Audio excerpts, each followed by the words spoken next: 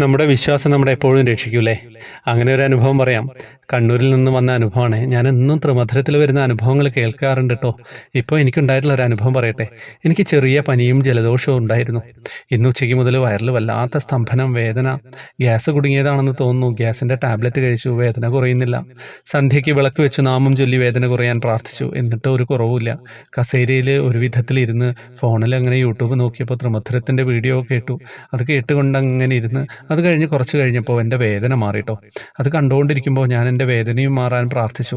ഞാൻ വയറിൽ കൈവച്ചു. അപ്പോഴാണ് മനസ്സിലായത് എൻ്റെ വയറിൻ്റെ വേദനയില്ല, എന്തോ വയറിൻ്റെ കനം കുറഞ്ഞിരിക്കുന്നത് പോലെ. എനിക്ക് ഇന്ന് ഇരിക്കാനും നിൽക്കാനും ജോലി ചെയ്യാനും പറ്റിയിരുന്നില്ല. പക്ഷേ ഇപ്പോൾ വലിയ സമാധാനമുണ്ട്. സത്യം പറഞ്ഞു കഴിഞ്ഞാൽ ഇത് സന്തോഷമുള്ള അനുഭവമാണ്.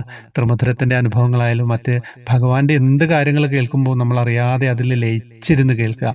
അപ്പോൾ നമുക്കുള്ള വേദനകളൊക്കെ മാറും, സന്തോഷമായി മാറും. സ്ഥിരമായിട്ട് ഇങ്ങനെ ഭഗവാന്റെ ചിന്തകളിൽ തന്നെ മുഴുകുക. നമ്മൾ ജോലിയൊന്നും ചെയ്യാൻ പറ്റാത്ത അവസരങ്ങളിലൊക്കെ നമ്മൾ നിരാശപ്പെട്ടിരിക്കുന്ന ആളുകളുണ്ടാവും. ഒരിക്കലും അങ്ങനെ ചെയ്യണ്ട. നിങ്ങളെ കാണാൻ ഒരാളുണ്ട്, ഭഗവാനുണ്ടല്ലോ. പിന്നെ എന്തിനാ പേടിക്കുന്നത്? ഭഗവാന്റെ കൈ മുറുകെ പിടിക്കുക, ഏത് വേദനയിലും മുറുകെ പിടിക്കുക. ഭഗവാൻ തിരിച്ചു പിടിക്കാൻ എന്ന് തുടങ്ങുന്നു അന്ന് നിങ്ങൾ രക്ഷപ്പെട്ടു എന്നാണ് അർത്ഥം. അപ്പോൾ ആ തിരിച്ചു പിടിക്കണമെങ്കിൽ ഭഗവാൻ ശ്രദ്ധിക്കണം. നിങ്ങളെ ഭഗവാനെ ശ്രദ്ധിക്കാൻ വേണ്ടിയിട്ടാണ് നമ്മൾ നാമം ജപിക്കുക. നാമം ജപിച്ച് ജപിച്ച് ജപിച്ച് ജപിച്ച് പണ്ട് അസുരന്മാർ പോലും തപസ് ചെയ്യാറുണ്ടല്ലേ.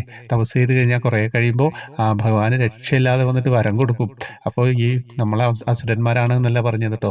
നമ്മളും ചെയ്യാനുള്ളത് ചെയ്യുക, നാമം ജപിച്ചുകൊണ്ടേയിരിക്കുക. ഭഗവാനെ ഏത് സമയം നമുക്ക് ജപിക്കാൻ പറ്റുന്നു അപ്പോഴൊക്കെ ജപിക്കുക. അപ്പം ഭഗവാന്റെ ഒരു ദൃഷ്ടി നമ്മുടെ നേരെ എപ്പോഴെങ്കിലും വരും.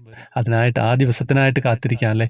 അങ്ങനെ ഈ വേദന മാറിയ സഹോദരിക്ക്, അമ്മയ്ക്ക് എല്ലാ നന്മ ഉണ്ടാവട്ടെ എന്ന് പ്രാർത്ഥിക്കുകയാണ്.